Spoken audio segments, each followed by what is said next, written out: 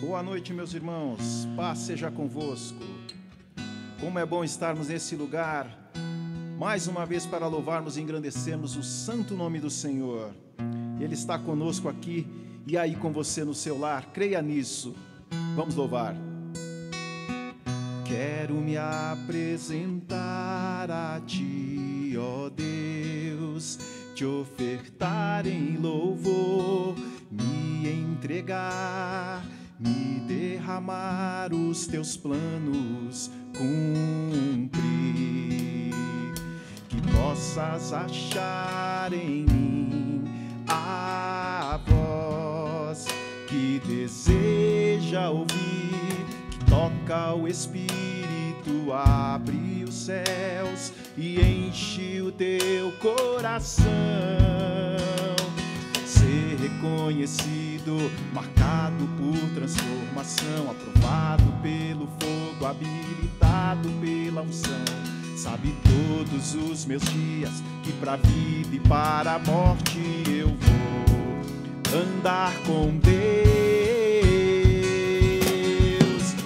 O Senhor conhece os que são seus, ouve a voz sincera de um adorador. Me separou, me marcou no seu altar para servir.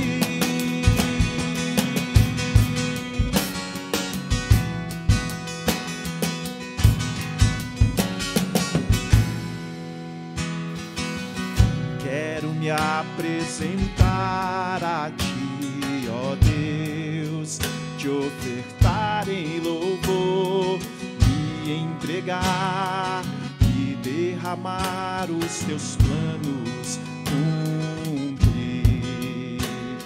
Que possas achar em mim a voz que deseja ouvir, que toca o Espírito, abre os céus e enche o teu coração. Ser reconhecido, marcado por transformação, aprovado pelo fogo, habilitado pela unção. Sabe todos os meus dias que para a vida e para a morte eu vou andar com Deus. O Senhor conhece os que são seus, ouve a voz sincera de um adorador. Me separou, me marcou no seu altar para servir. O Senhor conhece os que são seus, ouve a voz sincera de um adorador. Me separou, me marcou no seu altar para servir, para servir, para servir, para servir, para servir. Amém. Que Deus te abençoe.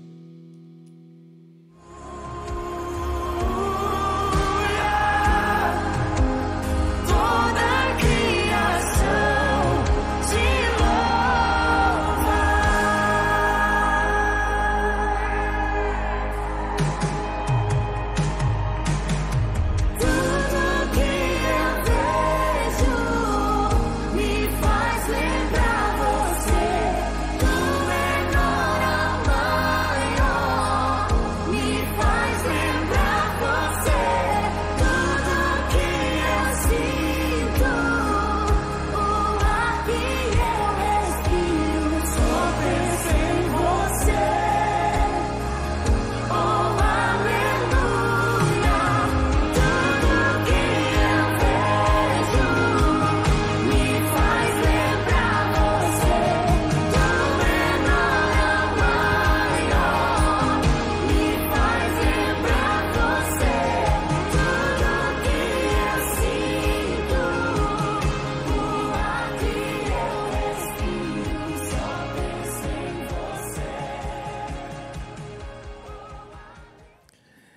Amém, amém. Boa noite a todos e a todas.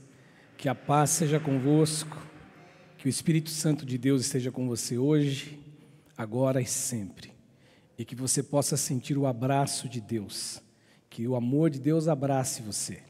E que você sinta a força, a generosidade e o poder deste amor. Amor, como Paulo diz, que nos constrange, o amor de Deus nos constrange. Não existe no universo, não existe no planeta Terra, ninguém que é digno por si só deste amor. Mas a palavra de Deus nos diz assim, um texto que é um clássico da Escritura Sagrada, que Deus amou o mundo de tal maneira, que Ele deu o seu único Filho para morrer por você, para morrer por mim, para morrer por todos, para que aqueles que creem nele, que passam a crer nele, não pereça, mas tenha a vida eterna. É uma alegria estar aqui com você mais uma vez, é uma alegria poder entrar na sua casa, é uma alegria poder estar em comunhão com você. Eu gosto de dizer que a comunhão hoje, pelo menos para nós aqui no Alves Dias hoje, ela é uma comunhão um pouco diferente ainda. Ela não é uma comunhão presencial, muito embora hoje nós tenhamos algumas pessoas aqui da intercessão, a Aurora, a Patrícia. Ah, me fugiu o seu nome, que coisa feia. Quem? Olha, eu estou ficando velho, me perdoa.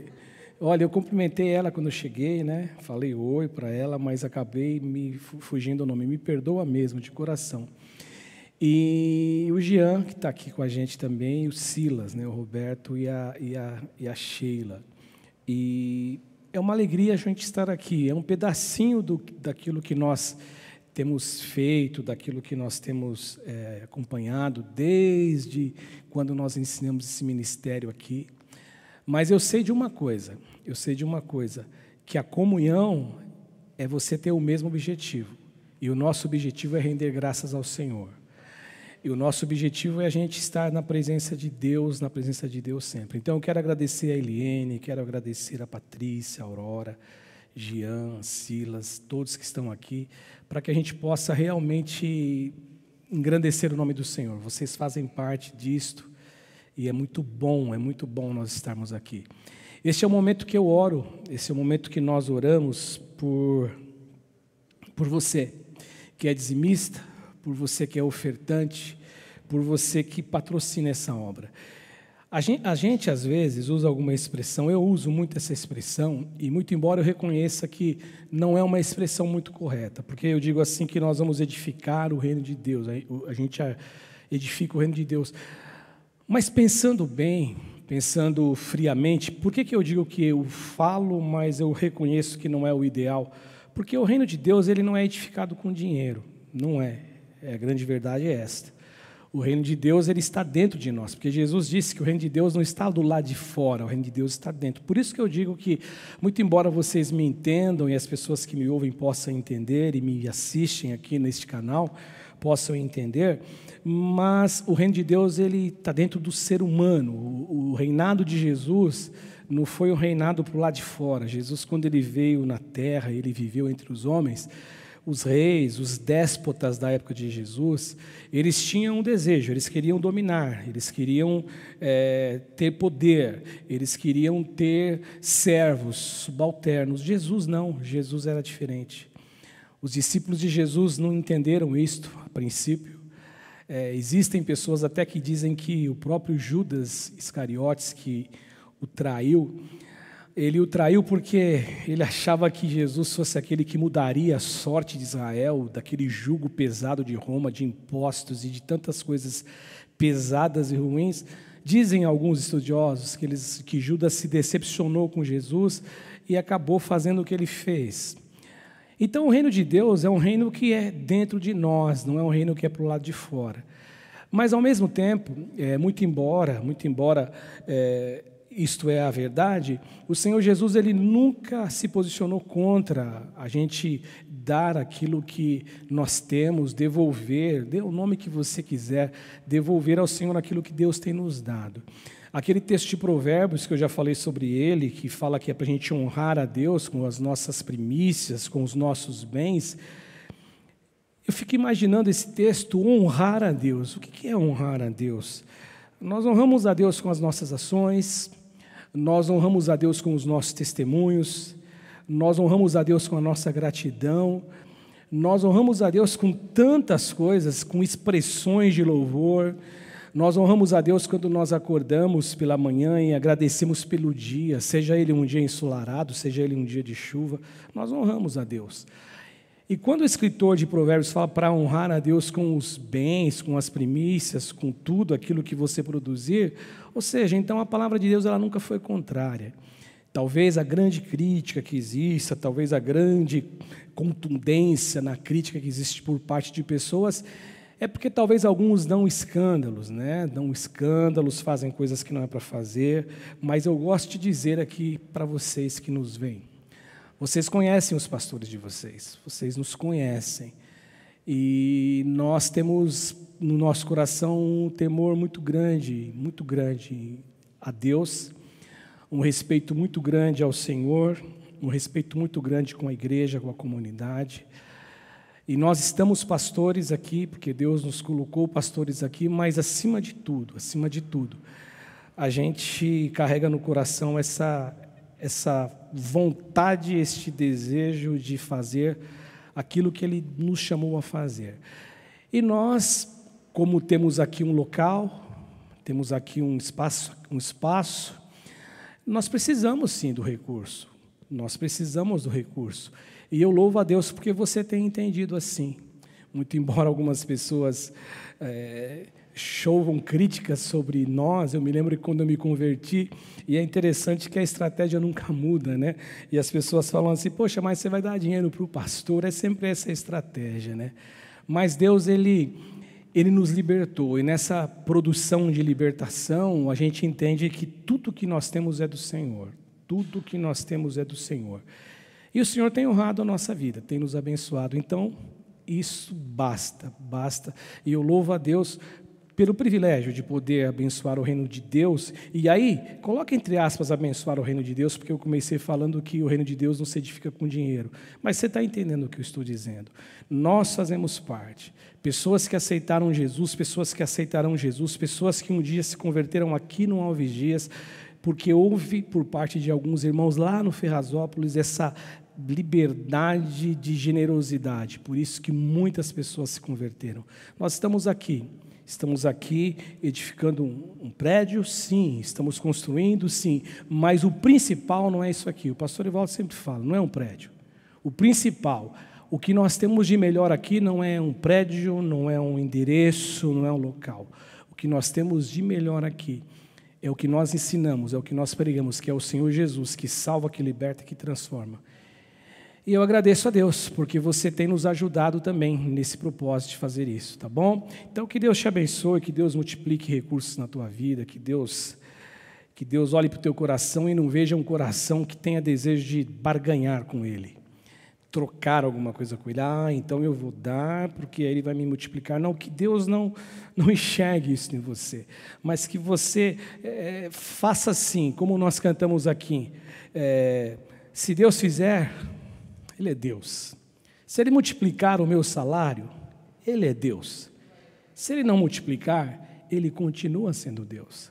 Se eu estiver lá no cantinho, lá que talvez alguém olhe e diga, poxa, mas aquele cantinho não é legal, mas para mim é um cantinho onde eu levanto a mão e honro a Deus com a minha gratidão de alma.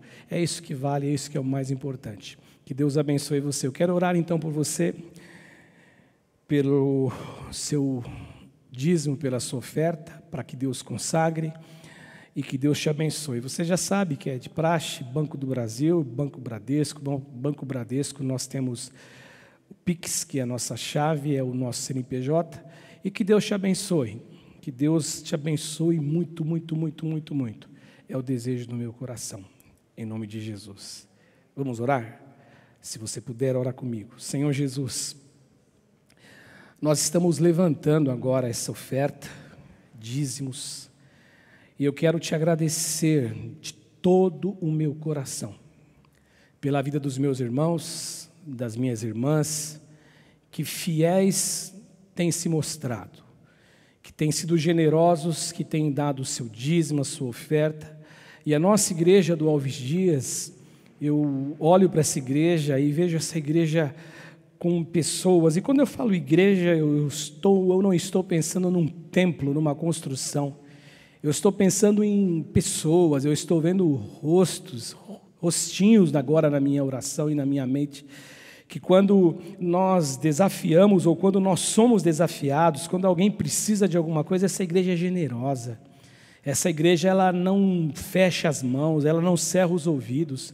Pessoas que precisam de cesta básica, pessoas que precisam de roupas, pessoas que precisam de medicamentos. Então, Senhor, que o Senhor entre com providência na vida desses amados, que eles possam ser abençoados, que eles possam prosperar, que eles possam romper, e que o coração deles, que os nossos corações sejam do Senhor, para honrar ao Senhor, com os nossos lábios, com a nossa boca, com o nosso louvor, com as nossas ações, com as nossas atitudes, com o nosso recurso financeiro, que tudo que há em nós, como diz o Senhor na Tua palavra, bendiga o Teu nome, tudo, absolutamente tudo. Eu te peço, consagra as ofertas, consagra os dízimos e abençoe a todos os ofertantes e dizimistas, que jamais falte da Tua mão e do Teu cuidado. É a minha oração, no nome de Jesus, em Teu nome, amém e amém. Graças a Deus, graças a Deus. Esse é o momento que eu prego, né? Eu ia falar com o Jean quando ele desceu ali, que é o momento do friozinho na barriga. E as pessoas às vezes acham que a gente não tem friozinho na barriga. Eu, para falar a verdade, sempre me dá um friozinho na barriga. Mas depois ele passa, mas no começo sempre vem você dá aquela respirada e fala, vamos para a guerra, vamos para a luta. E hoje eu quero ler um texto no Antigo Testamento, no livro de Josué. É uma história que se tornou canção. Eu me lembro que quando eu me converti aos 17 anos, a igreja do Evangelho Quadrangular, lá na Vila Baeta Neves, até hoje tem a igreja, lá na Amâncio de Carvalho, 616, a pastora Marilene está ali com os seus filhos, está liderando aquela igreja, e a gente cantava, vem com o Josué lutar em Jericó. Quem de vocês cantava essa música? Cantou, Eliane? Cantou? Não sei se a Patrícia cantou, Silas, a gente cantava, vem com o Josué lutar em Jericó, que as muralhas ruirão.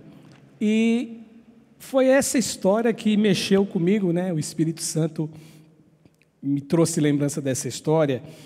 Muito embora o texto seja muito extenso, eu só quero ler do verso 1 até o verso 6 de Josué, capítulo 6, para falar sobre uma coisa. Eu queria falar sobre os absurdos divinos, referente a essa conquista de Jericó. E o texto sagrado diz assim que Jericó, a cidade fortificada, essa fortaleza, ela estava rigorosamente fechada, por causa dos filhos de Israel. E ninguém saía e ninguém entrava. Existia um grande temor nos habitantes de Jericó, desde o seu rei, toda a classe política, toda a classe do seu exército, todo mundo estava com medo dos filhos de Israel. Só que aí, eles se trancaram porque ela era uma cidade muito fortificada e aos olhos humanos totalmente intransponível. Só que o texto no verso 2 diz assim, que então disse o Senhor a Josué, olha, entreguei na tua mão Jericó, e o seu rei e os seus valentes. O verso 3 diz assim, vós, pois todos os homens de guerra, rodeareis a cidade, cercando-a uma vez, assim fareis por 6 dias. 7 sacerdotes levarão 7 trombetas de chifre de carneiro adiante da arca, e no 7º dia rodeareis a cidade 7 vezes, e os sacerdotes tocarão as trombetas. E será que tocando longamente a trombeta de chifre de carneiro, ouvindo vós o sonido dela, todo o povo gritará com grande grita. Ou seja, era para dar um berro, esgoelar, fazer um barulho com a voz. E aí, o muro da cidade cairá abaixo, e o povo subirá nele, cada qual aonde ele estiver de frente. E o verso 6 nos diz assim que Josué, filho de Num, chamou os sacerdotes e disse-lhes: levai a arca da aliança, e 7 sacerdotes levem 7 trombetas de chifre de carneiro adiante da arca do Senhor. Só até aqui. O texto, na verdade, ele termina no verso 27, com toda a história que provavelmente você já ouviu e já leu. Mas quando eu olho para essa história, e relembrando essa história, eu já li essa história várias vezes, eu percebo que essa história, ela é uma história que com toda certeza, mas sem sombra de dúvida, ela é uma história que ela nos revela a capacidade de Deus, a capacidade do Deus a quem nós oramos, o Deus a quem nós servimos, o Deus com quem nós falamos, a capacidade desse Deus estar tão acima da razão e da lógica humana. As coisas que Deus realiza, as coisas que Deus ordena que os homens que o seguem façam, como essas coisas estão acima da nossa capacidade de compreensão, da nossa capacidade de discernir, da nossa capacidade de compreender e entender. Eu fico lembrando agora de uma história que Jesus no monte, com Tiago, Pedro, Tiago e João, lá no monte da transfiguração, que assim o texto chama, era um monte, mas Jesus transfigurou-se ali. E naquele instante, a Bíblia fala assim que Jesus teve as suas vestes que ficaram alvas, e os 3 ficaram ali sem compreender nada do que estava acontecendo, e apareceram Elias e Moisés. Você lembra dessa história? Está registrada, se eu não estiver equivocado, em Mateus 17, e Marcos também conta essa história. E nesse instante, então, eles falam: Senhor, quer que a gente faça 3 cabanas, uma para o Senhor, para Moisés e Elias? E naquela hora ouviu-se uma voz do céu que dizia: este é meu filho, a ele segui, ouvi. E de repente eles sumiram, e quando eles olharam só estava ele e Jesus. Jesus desce do monte com esses 3, e quando Jesus chega lá embaixo do monte, estavam lá 9 de seus discípulos, algumas pessoas, um pai e uma criança. E essa criança, ela sofria de um problema. Ela seria, hoje nós chamaríamos o seu problema de ataque epilético. E ele foi até Jesus, ele foi até o encontro de Jesus para que Jesus pudesse curá-lo. Por que eu estou contando tudo isso para você e o que isso tem a ver com Jericó? Não tem nada a ver, mas tem a ver o exemplo que eu vou dar para você. Porque naquele instante que eles chegam lá, os discípulos não conseguiram curar o menino, não conseguiram expulsar o demônio do menino, e um dos evangelistas, que eu não me recordo agora ser Mateus ou Marcos, no diálogo com aquele homem, aquele evangelista diz assim que Jesus começa a perguntar como que era aquilo, o que estava acontecendo com o menino, e o homem conversando com Jesus, o menino cai, e o pai fala: olha, cai na água, cai no fogo. E aí de repente então, o homem diz assim para Jesus, se fôssemos contextualizar as palavras do homem: se você pode fazer alguma coisa, me socorre. E Jesus fala: se eu posso. Aí Jesus disse assim para ele: se eu posso fazer, tudo é possível se você crer. Não com essas palavras, mas foi isso que Jesus disse a ele. E aí que eu entro para casar o que eu estou dizendo sobre essa capacidade divina, dos absurdos divinos de fazer coisas que nós, e na nossa mente nós não compreendemos. E aquele pai diz assim para Jesus: eu creio, mas me ajuda na minha incredulidade. Pastor, o que isso tem a ver com Jericó? Tem a ver, tem tudo a ver. Porque quando Deus ele pede algumas coisas para nós vamos dizer: nós vamos fazer, mas eu estou incrédulo, porque é um absurdo divino. Jericó cair, Jericó e as suas muralhas ruírem, era um absurdo diante de qualquer general de guerra, diante de qualquer pessoa que tivesse um mínimo de inteligência, de discernimento, e diria: como que o fato dessas trombetas e o povo gritar, isso vai causar uma vibração, uma reverberação, e esse muro cairá. Mas o que me chama a atenção é que Josué obedece. E quando eu olho para isso aqui, para essa história, eu fico pensando o seguinte, que aí a minha guerra, a minha luta, a tua dificuldade, o teu medo, a tua insegurança por conta da incerteza da vitória, do sucesso, da vitória no caso, elas começam a ganhar um novo cenário. As coisas então começam a se modificarem, porque sob a ótica humana, quando eu olho para isso aqui, as saídas diminuem.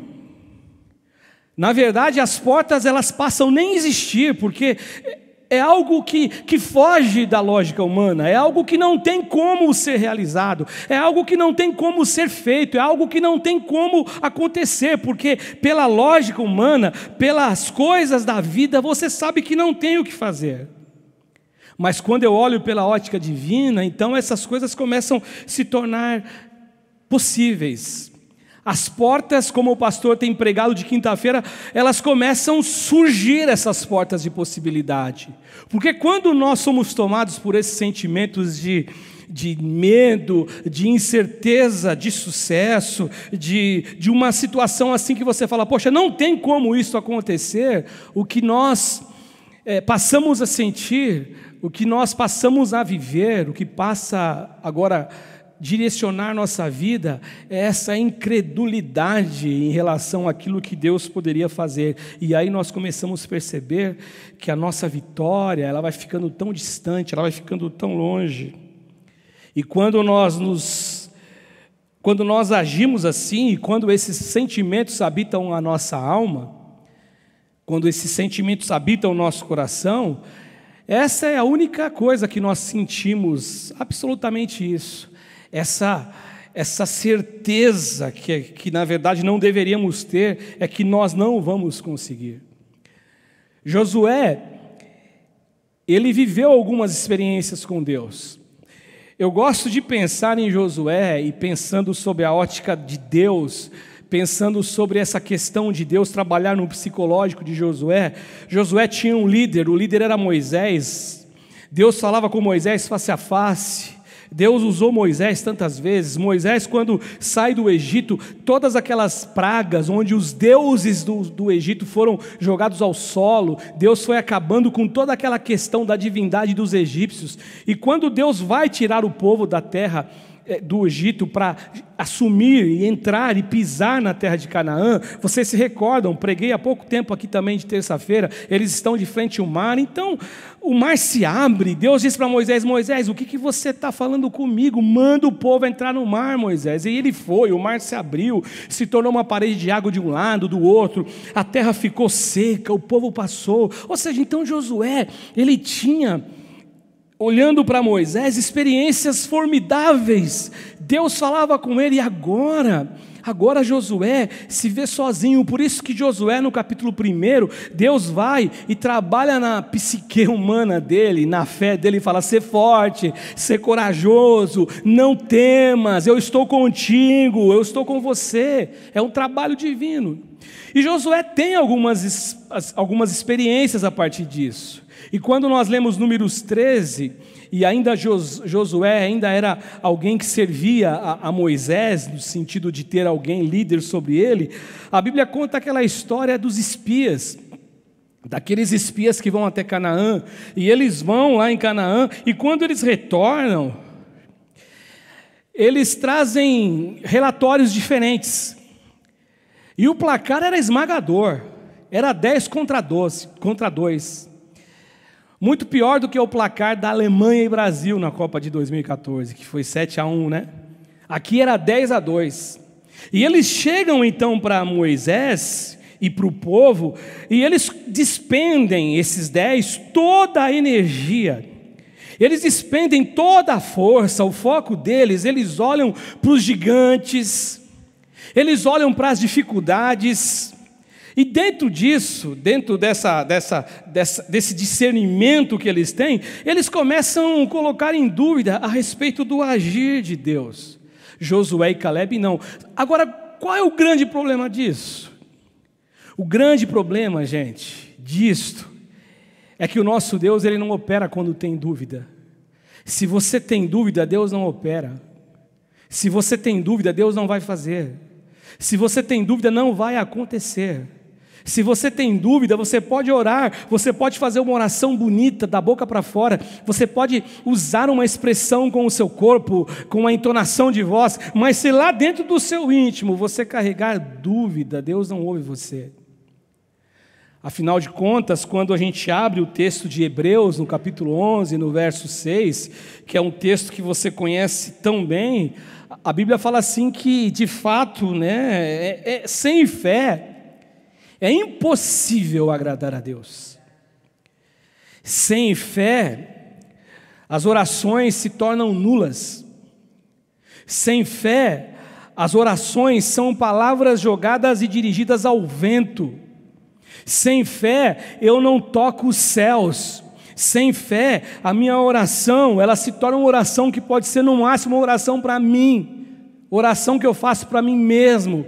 Sem fé eu não consigo agradar a Deus. E aí o escritor de Hebreus fala, porquanto é necessário que aquele que se aproxima de Deus creia que Ele existe e que Ele se torna galardoador dos que o buscam. É isso que o escritor de Hebreus fala, e ele fala deste modo e dessa forma lá na galeria dos heróis da fé.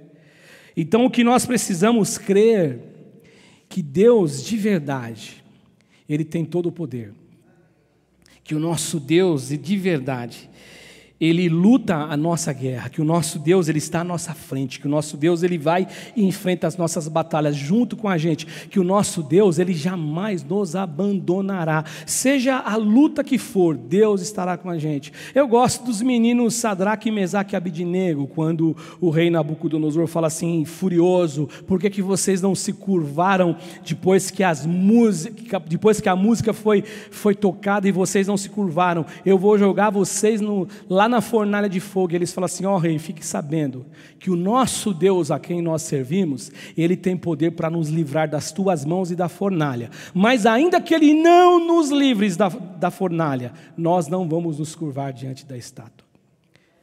Esta é a relação que aqueles meninos tinham. Então crer como Josué, crer como estes homens acreditavam, crer, mesmo que você no seu racional, você olhe e você veja um gigante, você perceba um gigante, e o discernimento que você tem, a verdade neste mundo físico que nós vemos, é um gigante, é uma situação difícil, nós vamos crer na promessa de Deus, porque crer nessa promessa de Deus é uma obra da fé. E nessa história aqui, a gente encontra algumas lições que, quando a gente observa essas lições e a gente pratica ela em nossas vidas, nós vamos nos tornar vitoriosos. E a primeira lição, já que eu estou falando de fé, o que eu vejo aqui é exatamente isso. O que vai nos colocar numa trilha de vitória, num caminhar vitorioso, o que vai nos colocar, gente, é quando eu e você, nós passamos a ter fé na palavra do Senhor, porque é a fé na palavra do Senhor que vai determinar a minha atitude, e essa minha atitude, ela será uma atitude de fé. O versículo 1, que eu li com vocês, diz assim que Jericó estava rigorosamente fechada, por causa dos filhos de Israel. Eu estava vendo o Rodrigo, aquele arqueólogo da igreja adventista, falar um tempo atrás sobre essa situação de Jericó, este caso, no caso, essa história, e ele, se eu não estiver equivocado, foi ele que eu vi, que a gente vê bastante coisas, né, e pesquisa bastante, mas o doutor Rodrigo dizia o seguinte, que só pode ter sido algo sobrenatural, porque um povo que sai depois de 400 anos de uma condição de escravos, um povo que não era um povo preparado, se fosse comparar com esse exército, com essa nação, com este povo de Jericó, uma situação de aparente sossego e segurança, aquelas muralhas ali, intransponíveis aos olhos humanos, e aquelas pessoas que talvez tivessem muito mais experiência de lutar, de guerra, aquele povo que estava ali, que guerreava, eles com medo de um povo que saiu de uma situação de escravidão, só pode ser algo sobrenatural, o medo que Deus traz ali na mente daqueles homens, aquele pavor, aquela situação totalmente fora do agir humano. E quando a gente estuda um pouquinho e pesquisa, a arqueologia diz que a cidade de Jericó, as muralhas, no caso de Jericó, era uma cidade, Jericó era uma cidade que ela era murada, ela tinha dois muros, ela era cercada por 2 muros. Dizem que tinha um muro externo e um muro interno, que a distância de um para o outro era mais ou menos de 5 metros. E esses muros, e aí diz o seguinte, que eles ficavam separados, o muro externo tinha 2 metros de espessura, o muro externo, 2 metros de espessura, 10 metros de altura, e o muro interno, depois de 5 metros, tinha 4 metros de espessura e 10 metros de altura. E quando a gente olha então para Jericó é intransponível. Quando a gente olha para Jericó e vê uma cena dessa, ela é uma cidade impenetrável. E aí, quando aqueles espias vão até lá, os 2 espias, que a meretriz Raabe, que a prostituta Raabe os escondeu em sua casa, e ela disse para eles o seguinte: nós estamos aqui com medo de vocês. Todos estão temerosos por vocês. Nós temos ouvido tudo o que Deus tem feito por vocês. Com certeza eles ouviram que o mar se abriu, o milagre sobrenatural de Deus, a nação do Egito, o faraó, os exércitos do Egito foram destruídos. Então eles estão vendo. Então eu quero dizer o seguinte: eu vou esconder vocês, e vocês, na verdade, vocês poupem a minha vida. E aqueles espias disseram para Raabe: olha, nós só temos um voto com você, uma aliança com você. Quem estiver na tua casa, nós pouparemos. Você coloque lá um fio vermelho de escarlata, que quando nós olharmos, nós não vamos destruir quem estiver dentro da sua casa. E aí eu fico pensando, gente, quando eu estava estudando, que esses 2 caras, eles poderiam chegar como aqueles 10 espias e dizer assim para Josué: Josué, não tem jeito, cara. Tem um muro para o lado de fora com 2 metros de espessura, e depois de 5 metros tem outro muro com 5 metros. Josué, não tem como. Mas em nenhum momento eles carregavam dúvida no coração. Pelo olhar humano, Jericó não teria como ser destruída. Mas olha o que diz o texto. Por isso que eu disse para vocês, a primeira lição é fé na palavra do Senhor. E quando eu tenho fé na palavra do Senhor, essa fé que eu tenho vai determinar a minha atitude, o que eu vou fazer, como eu vou proceder. E no versículo 2, a fé na palavra do Senhor que Josué teve que ter é o seguinte: Deus disse para Josué: Josué, olha, entreguei na tua mão a Jericó. É isso que a palavra de Deus diz: entreguei na tua mão a Jericó. E do verso 3 até o verso 5 diz assim: vós, pois, todos os homens de guerra, rodeareis a cidade, cercando-a uma vez, assim farei por 6 dias. 7 sacerdotes levarão 7 trombetas de chifre de carneiro adiante da arca, e no 7º dia, somente no 7º dia, vocês rodearão a cidade 7 vezes, e os sacerdotes tocarão as trombetas. E será que, tocando-se longamente a trombeta de chifre de carneiro, ouvindo vós o sonido dela, todo o povo gritará com grande grita, e o muro da cidade cairá abaixo, e o povo subirá nele, cada um em frente de si. O que eu vejo aqui? Eu vejo um Josué se libertando do racional.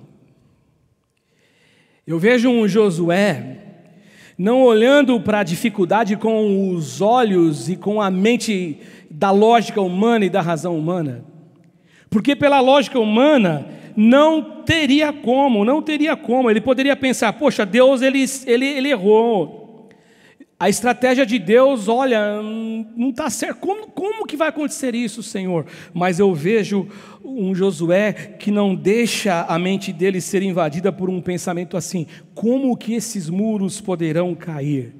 Como que esse toque com as nossas trombetas vão causar aí alguma coisa, vibrar, e esses muros vão ceder. Imagina, 2 metros de espessura, 5 metros o muro interno, não tem como, mas Josué ele obedece. A fé na palavra de Deus que vai determinar a nossa atitude.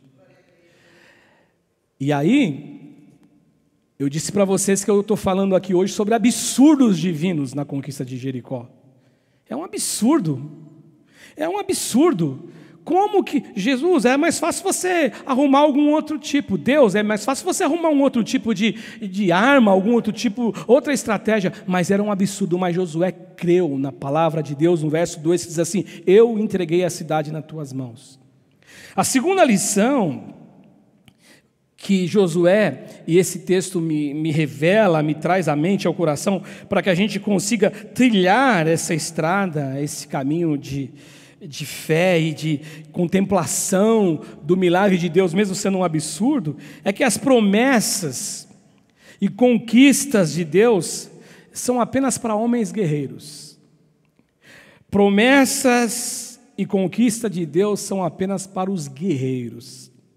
E aqui eu digo homens, aqui no caso literalmente eram os homens, mas aqui eu quero dar uma interpretação, aliás uma aplicação, porque a interpretação ela é única, a aplicação são várias. Eu quero dar uma aplicação para você também, mulher.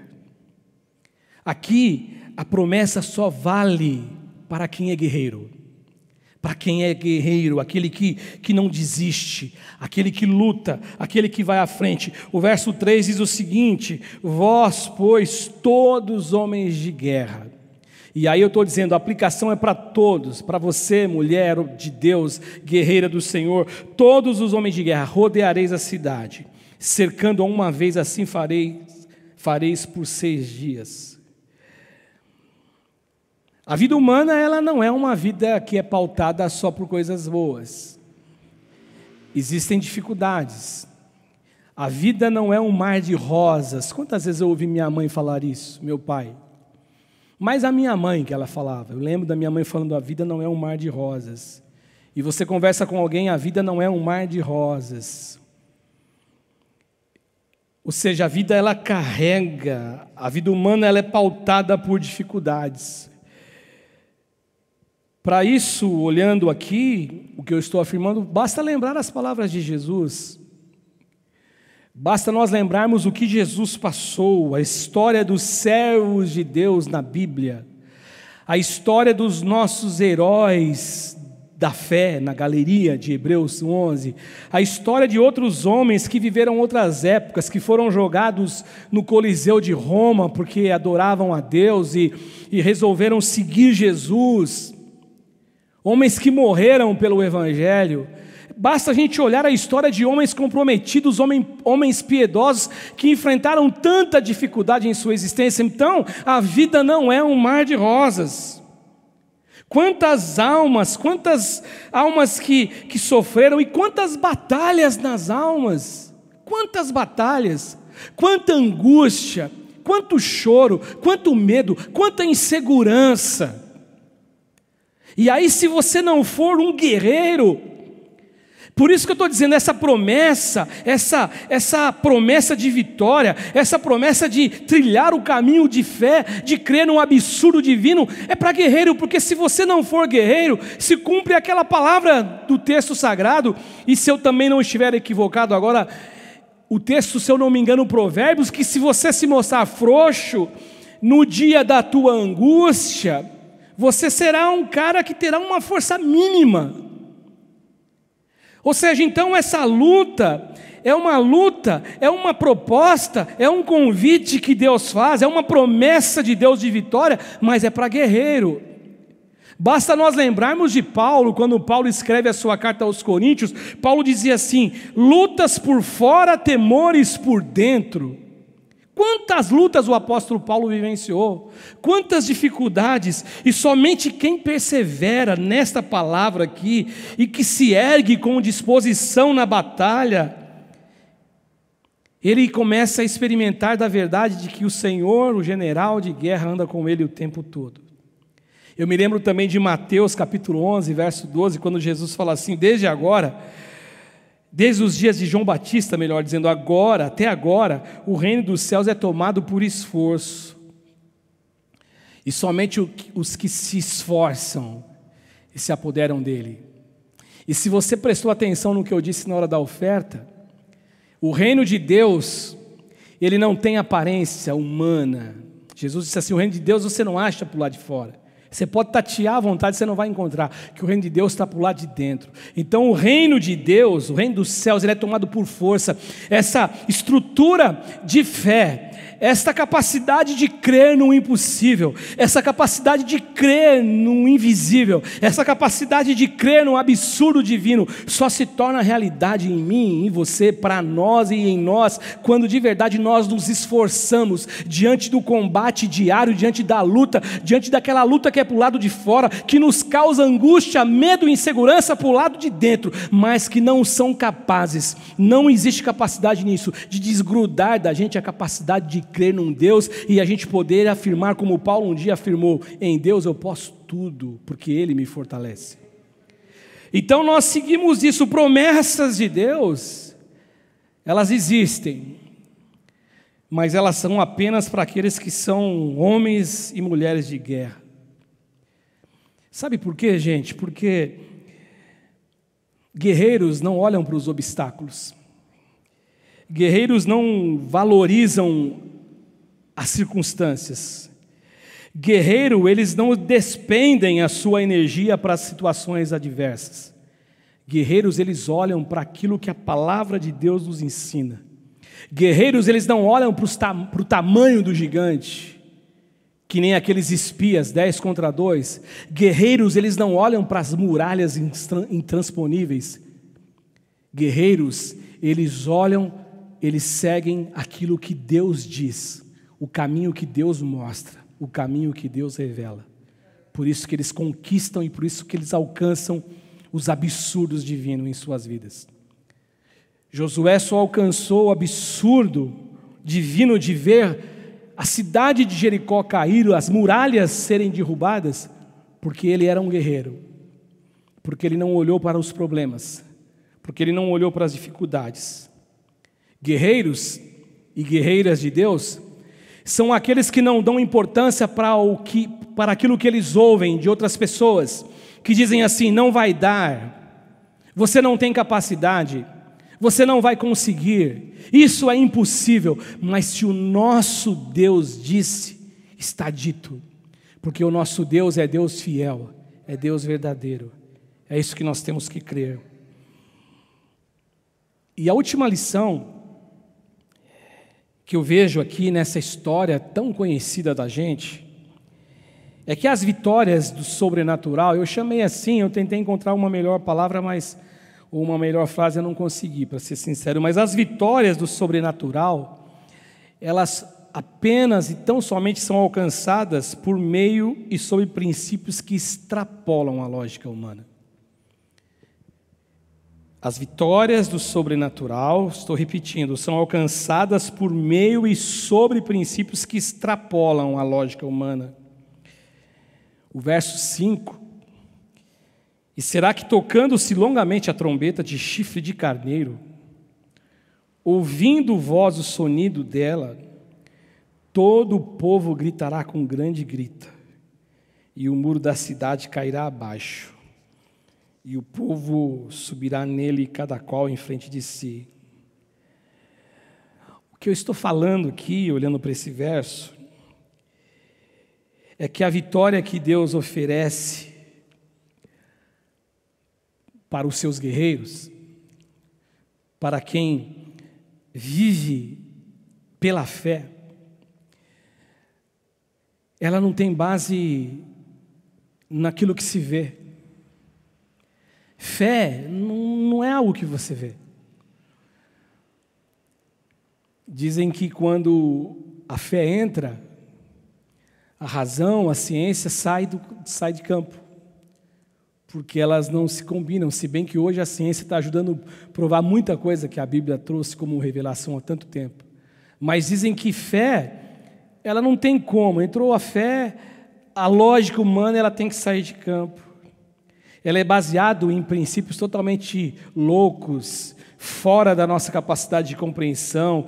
Ela é inadequada à sabedoria dos homens, foge da compreensão humana. Eu gosto de uma fala da bispa Sônia Hernandes, da Renascer, quando em um dos seus discos, eu não vou lembrar qual disco que ela gravou, faz tanto tempo, mas eu me lembro que uma das ministrações dela, antes do cantor cantar a canção, ela dizia assim que fé não se explica, fé se vive.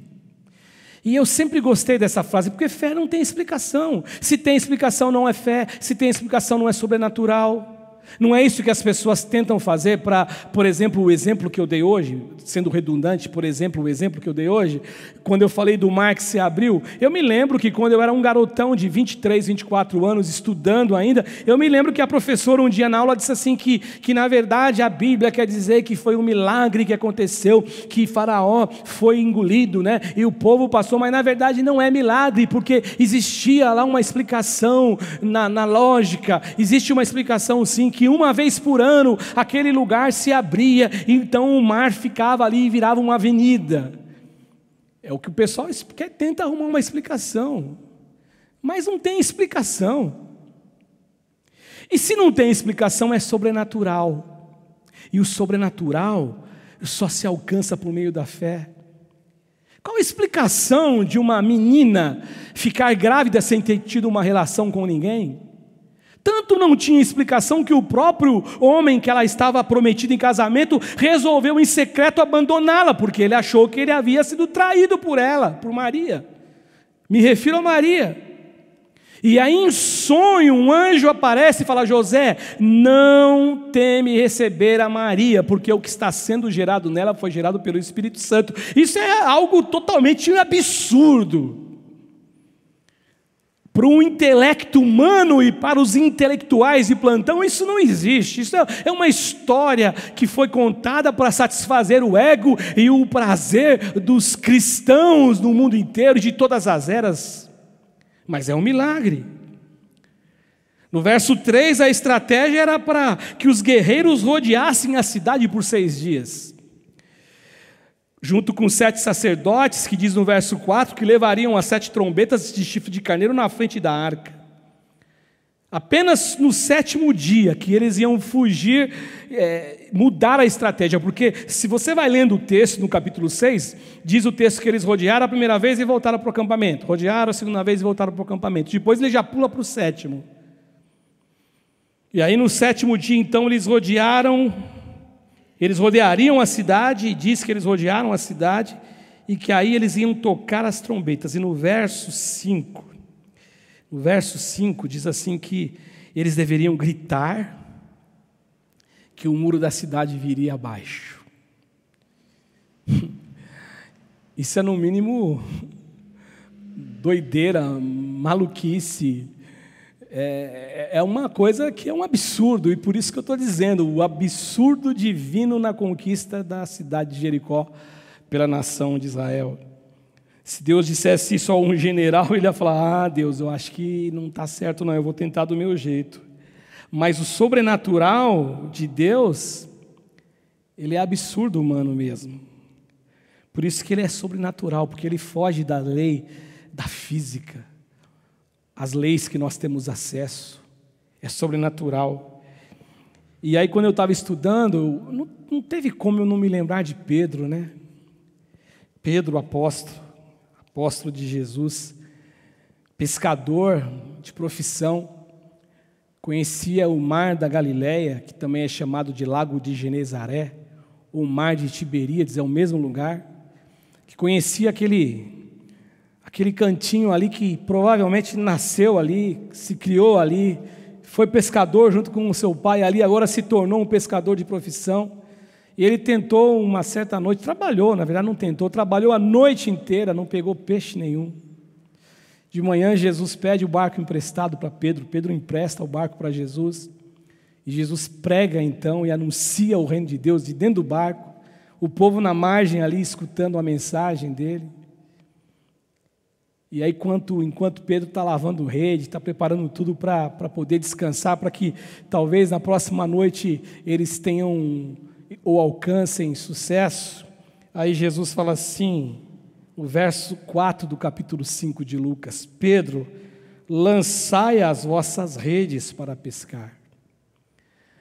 E aí eu gosto de Pedro também, porque Pedro, ele, muito embora ainda ele não era um discípulo, muito embora ainda ele não tinha se decidido a seguir Jesus, ele estava sendo chamado para seguir Jesus, ele atenderia esse chamado, mas eu acho bem interessante o que Pedro diz, como Pedro ele coloca o coração, a alma, o ser, a consciência, não naquilo que é físico, naquilo que é para o lado de fora. E ele fala assim: respondeu-lhe Simão, mestre, havendo trabalhado toda a noite, nada apanhamos, mas sobre a tua palavra eu vou lançar as redes. Sobre a tua palavra eu vou lançar as redes. Ou lançarei as redes. Eu e você, nós temos que ter isto no nosso coração. Não importa se a estratégia é absurda. Não importa se a nossa lógica não alcança o que Deus está dizendo. Não importa se o nosso raciocínio não atinge a capacidade de compreensão. Não importa. O que importa é que Deus mandou fazer.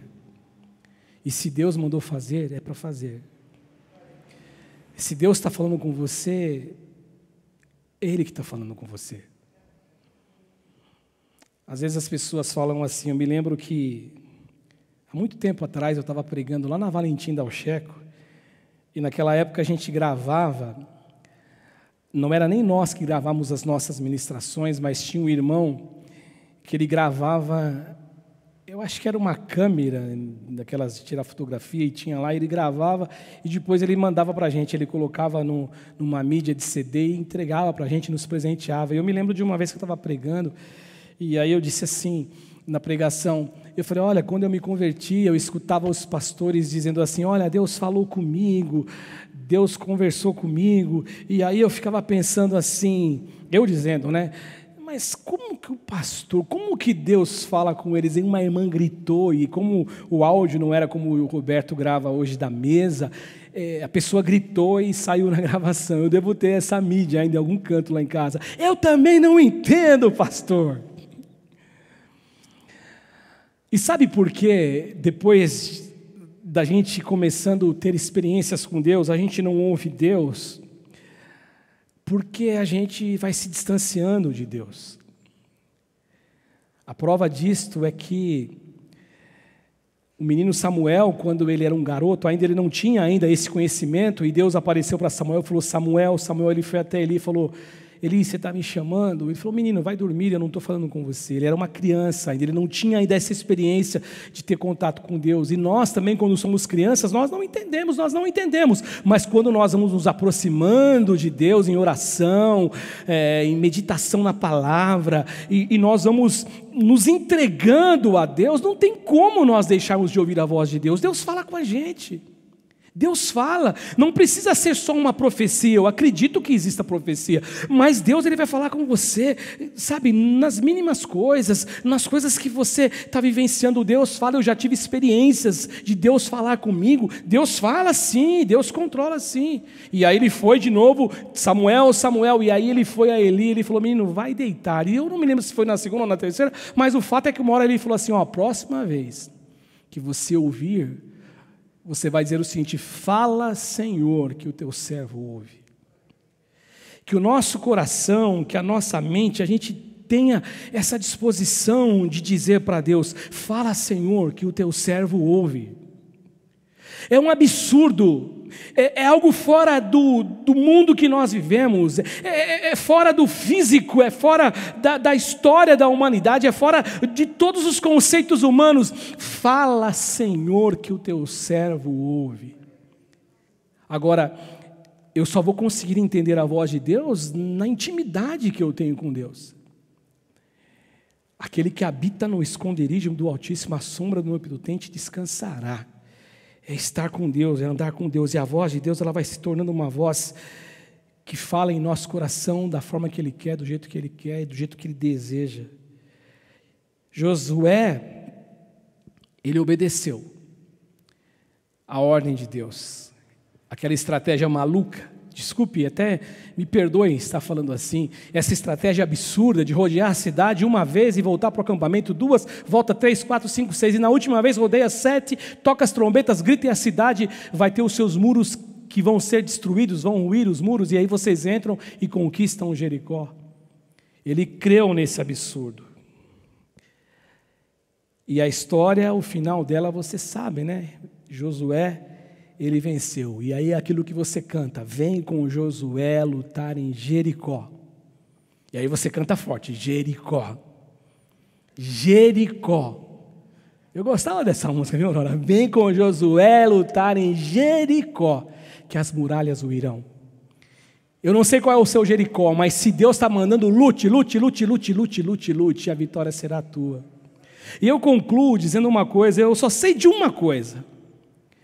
E eu só sei desta coisa porque eu sei e apenas sei pela misericórdia de Deus, pela graça de Deus. Eu apenas sei porque sem Ele e sem a sua misericórdia, ainda que eu pense saber, o fato é que eu não saberia nunca. É isso que a gente tem que entender. Que loucura é essa, pastor? Quando nós estamos longe de Deus, a gente acha que sabe, mas não sabe. Mas eu sei que é por meio da graça de Deus, por meio da misericórdia de Deus, que como o apóstolo Paulo aprendeu, eu tenho aprendido e espero aprender enquanto eu viver nessa terra. Até o meu último respirar, eu quero estar aprendendo. Eu quero ser um bom aluno na escola da vida com Jesus e aprender com Ele sempre. Porque aí o apóstolo Paulo, ele diz o seguinte: ele aprendeu que nós não lutamos as nossas guerras com as nossas forças, com as nossas estratégias. Olha o que ele escreve quando ele escreve a carta aos Coríntios, em 2 Coríntios, capítulo 10, do verso 3 ao verso 5. Porque embora andando na carne, e é bom que se diga aqui, que aqui a tradução não é que ele está em pecado, não, ele está dizendo dessa coisa aqui, ó, minha e tua. Embora nós vivamos nessa vida aqui, nós não militamos segundo a carne, porque as armas da nossa milícia não são carnais, e sim poderosas em Deus, para destruir fortalezas, anulando sofismas, ou seja, argumentos falsos, que são produzidos intencionalmente para nos fazer errar. Então ele diz o seguinte: para destruir fortalezas, anular sofismas e toda altivez que se levante contra o conhecimento de Deus, e levando cativo todo pensamento à obediência de Cristo. É isso que Paulo está dizendo. Deus é o absurdo. Deus é um absurdo que se revela para aqueles que se vestem de humildade, para crer que aquilo que eles acham saber, eles não sabem nada. Porque se eu penso saber alguma coisa, como diz Paulo ao escrever Coríntios, eu estou aprendendo que eu nada sei.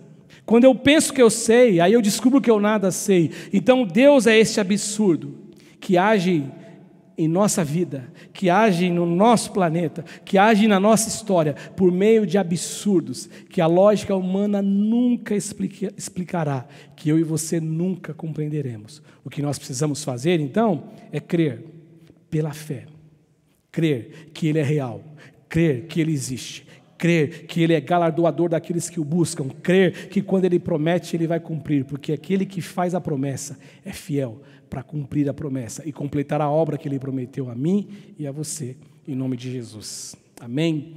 Que Deus te abençoe. Eu quero fazer uma oração final agora, e depois que eu orar, os meninos que estão aqui, Jean e o Silas, já ia esquecer teu nome também, Silas, estou ficando velho mesmo, hein? A irmã Osani passou aqui, dizendo que ela está ficando esquecida, né? E eu falei para ela, não é que a gente está ficando esquecido, não é que é tanta coisa na cabeça e que a gente fica acelerado para lá e para cá, mas é normal. Mas eu quero orar com você, e se você puder orar comigo agora, na minha oração eu quero citar esses nomes. Diferente do que eu faço sempre, eu falo os nomes e depois eu oro. Eu quero orar, e nessa minha oração já citar o nome dessas pessoas. Eu anotei aqui, são 21 nomes, mas, como eu sempre digo, tem muito mais. A relação que eu tenho, que ela tem a base no grupo das senhoras que recebem orações de intercessão, mais um grupo que eu participo, tem no mínimo 184 nomes, e com certeza existem outros nomes. Mas então nós oramos. Na hora que eu vou orar, eu tenho lá os nomes, e eu oro por cada um deles, mas eu sempre destaco alguns nomes aqui, e eu quero orar. E quero desde já me despedir depois da minha oração, os meninos vão cantar, vão louvar, eu peço para que você fique até o final, e que você termine junto com a gente, tá bom? E que você tenha uma boa noite, que Deus te abençoe, que você tenha uma semana de bênção, de vitória, de paz, em nome do Senhor Jesus. Senhor Jesus, eu entro nessa hora na Tua presença e eu apresento a vida da Magali da Silva Rocha. Eu te peço que o Senhor coloque as Tuas mãos sobre ela. Eu apresento a vida do Theo, Pai, essa criança, apresento a vida dos seus pais, o Romeu e a Marcela. Eu apresento a vida da Débora Aires, Pai, que perdeu a sua mamãe recentemente, a dona Terezinha. Eu oro pelo Ricardo, Pai, que tem câncer de pele. Eu oro pelo José Pereira Ferreira, que está em recuperação na luta contra o câncer também. Pela Andréa Guerra também, que está lutando contra essa doença. Eu oro pelo Reginaldo, que sofreu um AVC. Eu oro, Senhor, pelo Adinel, que tem problema na coluna. Eu te peço, coloque as tuas mãos. Pela dona Lourdes, Senhor Jesus, que está enfrentando esse vírus do Covid, pela Maria Regiane, Pai, que tem embolia pulmonar, pela Cida, a mãe do Marcinho também, Senhor Jesus, que luta contra o Covid, pela Fernanda, pela mãe e pelo Lucas, pela Daniela e por toda a sua família, pela Terezinha, pelo Cléo, pela Neuza, que estão lutando contra essa enfermidade, pelo Fabiano, Senhor Jesus, que está entubado. Senhor Jesus, eu também agradeço e oro pelo Marlon, amigo do Dinel, que está se recuperando, foi desentubado, está se recuperando para a honra e glória do Teu nome. Eu oro pelo Rodinei, o sobrinho da Rita, Senhor Jesus. Eu oro pelo Roberto, irmão da irmã Sônia, que está entubado, que, Senhor, na sexta-feira ele estava ainda, Senhor Jesus, numa condição melhor, mas ele está agora nesse instante, Senhor, entubado, mas eu sei que o Senhor pode todas as coisas. Eu oro pelo filho da dona Raimunda, que está com tumor, internado, em coma. Eu oro pela Vanessa, Senhor Jesus. Eu oro pela Creuza, que sofreu um derrame. Eu oro por todas essas pessoas. Eu oro pelos profissionais da área da saúde, por todos os médicos, enfermeiros, por aqueles que trabalham nos hospitais, em todas as áreas, que estão convivendo com essa pandemia, que estão lutando, Senhor, que estão lutando essa guerra. Eu te peço que as tuas mãos sejam sobre cada um deles. Eu oro pelos nossos governantes, pelos nossos prefeitos. Eu oro, Senhor Jesus Cristo, pelo nosso presidente, pelo presidente, Senhor, de todos os países, te pedindo, Senhor, da estratégia. Eu também quero orar nesta noite, neste dia, pela família, Senhor, do nosso prefeito, o ex-prefeito Bruno Covas, que o Senhor possa levar consolo para aquela família, consolo para o seu filho, que é um menino ainda, Senhor, que o teu bom Espírito possa consolá-los, e todos esses nomes que eu citei, pessoas que estão enfrentando, Senhor Jesus, a doença, a enfermidade, pessoas que estão enfrentando o luto, que pelo teu poder e que pela tua graça, o Senhor venha com as tuas mãos poderosas, e seja sobre a vida de cada um deles. Eu oro no nome do Senhor Jesus, te agradecendo por este culto, te agradecendo, Senhor Jesus, por esse encontro.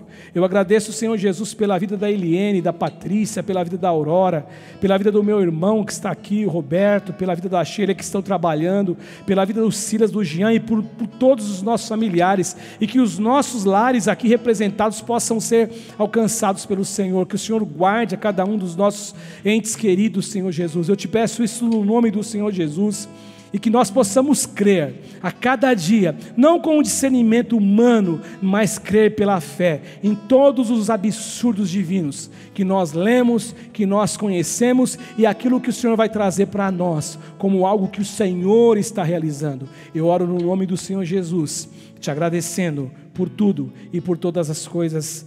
Amém e amém. E que o amor de Deus Pai e a graça de nosso Senhor e Salvador Jesus Cristo e a doce comunhão do Espírito Santo de Deus esteja em nossos corações, em cada coração, não só hoje, mas para todos sempre. Amém e amém.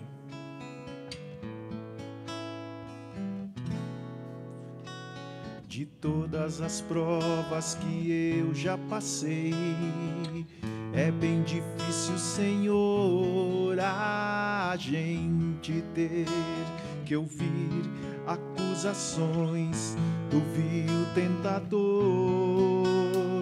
Lembranças do passado vêm e querem me fazer parar, ou mesmo palavras de alguém que não quer na gente acreditar.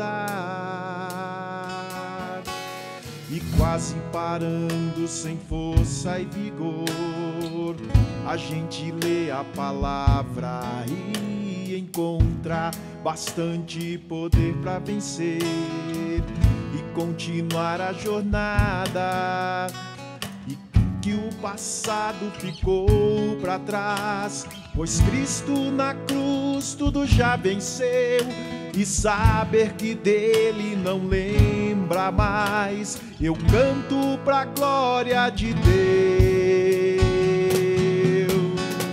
Nenhuma condenação há para quem está em ti, Jesus, cuja vida coberta está pelo sangue que desceu na cruz. É certo que provas virão, investidas do vil tentador, mas nenhuma condenação há para quem está em ti, querido Senhor.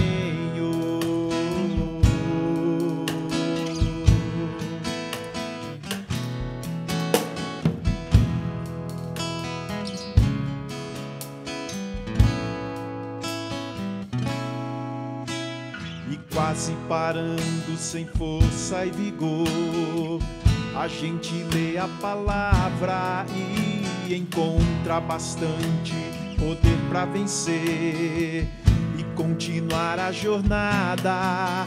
E crer que o passado ficou para trás, pois Cristo na cruz tudo já venceu. E saber que dele não lembra mais, eu canto pra glória de Deus. Nenhuma condenação há para quem está em ti, Jesus, cuja vida coberta está pelo sangue que desceu na cruz. É certo que provas virão, investidas do vil tentador, mas nenhuma condenação há para quem está em ti.